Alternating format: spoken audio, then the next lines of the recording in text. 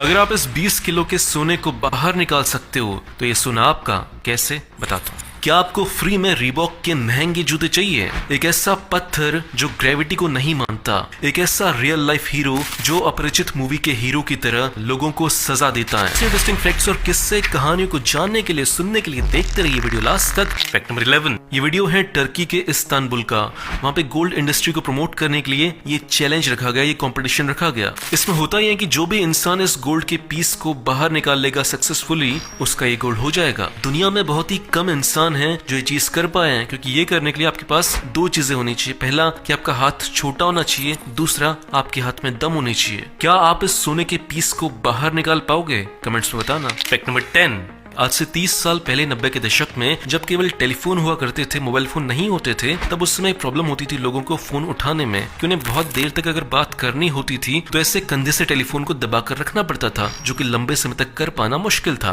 और इसी बात का सोल्यूशन निकाला उस समय के एक सामान ने, जिसका ये एडवर्टीजमेंट है ना इंटरेस्टिंग। ये प्रोडक्ट आपके टेलीफोन को आपके सर से ही जोड़ देता था, जिससे लंबे समय तक बात कर पाना बहुत आसान हो गया। फैक्ट नंबर 9, आपने अपने आसपास जितने भी तलाक देखे होंगे, डिवोर्स देखे होंगे, वो शादी के लगभग 2-3 साल में, 4 साल में हो जाते हैं, क्योंकि इस टाइम पे पता चल जाता है कि आपका पार्टनर कैसा है। लेकिन क्या लगता है कि सबसे लंबे समय के बाद दुनिया में तलाक कब हुआ होगा? बात है इटली के रहने वाले एक कपल की, जिसमें हस्बैंड का नाम था एंटोनियो और वाइफ का नाम था रोसा। एंटोनियो की उम्र है 98 साल और रोसा की उम्र है 96 साल। एंटोनियो को शादी के 77 साल बाद ये पता चला कि उसकी बीवी का 1940s में एक बंदे के साथ अफेयर चल रहा था। ये बात जानने के बाद एंटोनियो गई रोसा के पास और उन्हें पकड़ा दिए सीधे तलाक के कागज।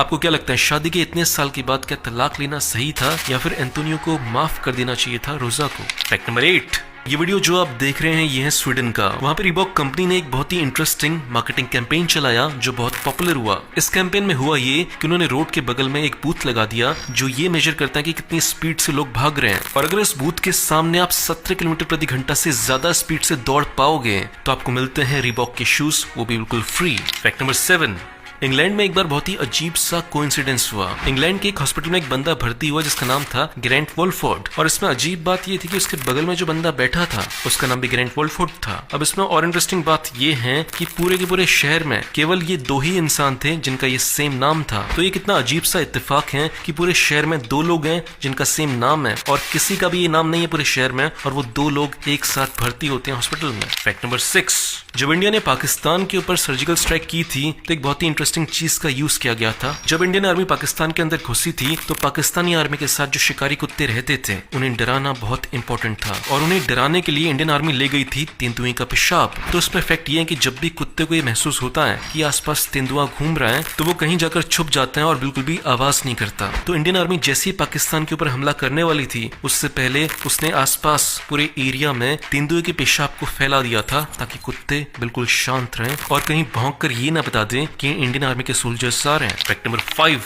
बात है साल 1871 उरुग्वे देश की। एक बंदे का नाम था जिसका नाम था रेमोन। वो जिस शिप में बैठा था वो शिप डूब गया और बहुत सारे लोगों की मौत हो गई, केवल कुछ ही लोग बच पाए, उसी में से एक था रेमोन। रेमोन इस हादसे के बाद इतना ज्यादा डर चुके थे कि उनको रात को सपने आते थे डरावने, जिसमें वो डूब रहे होते थे और वो चिल्लाकर उठ जाते थे ये बोलते हुए कि मुझे बचा लो, मुझे बचा लो। तो इस हादसे के बाद उन्होंने कसम खाई कि वो आज के बाद कभी भी शिप के ऊपर नहीं बैठेंगे। लेकिन साल 1912 में जब टाइटैनिक आया तो उन्हें बताया गया कि टाइटैनिक शिप आज तक का बना हुआ सबसे खतरनाक आधुनिक शिप है। इस पे वायरलेस टेलीग्राफ नाम की टेक्नोलॉजी लगी हुई है, जिससे अगर शिप में कुछ भी खतरा होता है तो वो ये मैसेज पूरी दुनिया में बहुत जल्दी पहुंचा सकते हैं, इसलिए टाइटैनिक सेफ है। तो बहुत ज्यादा हिम्मत जुटाने के बाद वो टाइटैनिक में एक बार दोबारा बैठे, और फिर जो टाइटैनिक के साथ हुआ वो आप सब जानते हैं, और उसी हादसे में रेमोन की मौत हो गई। फैक्ट नंबर 4, जब भी आप रात को बाहर निकलते हैं तो हम कीड़ों की आवाज सुनते हैं, टैं टैं पैं पैं करते रहते हैं बहुत जोर जोर से।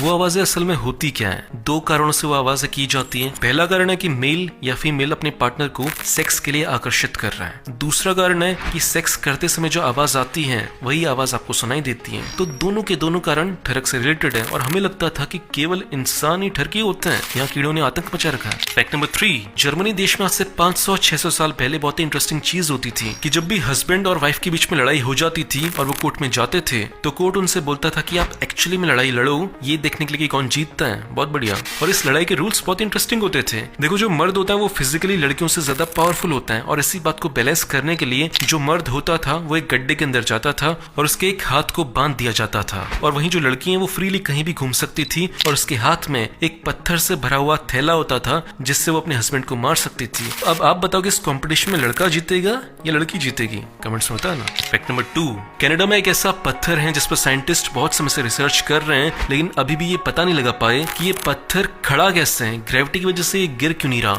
ये पत्थर है कनाडा के लॉन्ग आइलैंड्स में जो कि 9 मीटर ऊंचा है, और साइंटिस्ट का मानना है कि पत्थर इसी पोजीशन में हजारों सालों से रुका हुआ है। फैक्ट नंबर 1, जैसे अपरिचित मूवी में हीरो रात को अपना रूप चेंज कर कर विलेन को मारने के लिए आता था, वैसा ही सेम हो रहा है बांग्लादेश में। बांग्लादेश में रेप होते हैं, लेकिन जो रेपिस्ट होते हैं उन्हें कोर्ट में सजा नहीं मिल पाती, और इसी बात से गुस्सा होकर एक बंदा है बांग्लादेश में, जिसे बोलते हैं हरकुलिस। ये बंदा करता ये है कि जिस बंदे ने रेप किया होता है और जिसे कोर्ट सजा नहीं दे पा रही होती, उसके पास जाता है और उसे मार देता है और उसके गले पर एक नोट छोड़ देता है। उस नोट पे लिखता है कि मैंने रेप किया था, ये इस इंसान ने कबूल किया है। अब ये करना सही है या गलत है, आपको क्या लगता है? कमेंट्स में बताना। दोस्तों वीडियो के लास्ट में मैं आपसे केवल एक बात बोलना चाहूंगा कि वीडियो अगर अच्छा लगा तो 2 काम करो। पहला तो इसे लाइक करो, दूसरा इस वीडियो को अपने दोस्तों के साथ शेयर करो ताकि उनको भी पता चल सके कि आप कितनी इंटरेस्टिंग चीजें देखते हो। बाकी ऐसा करने से जो मेरे चैनल को सपोर्ट मिलेगा उसके लिए थैंक यू। मिलते हैं अगले वीडियो में। बाय।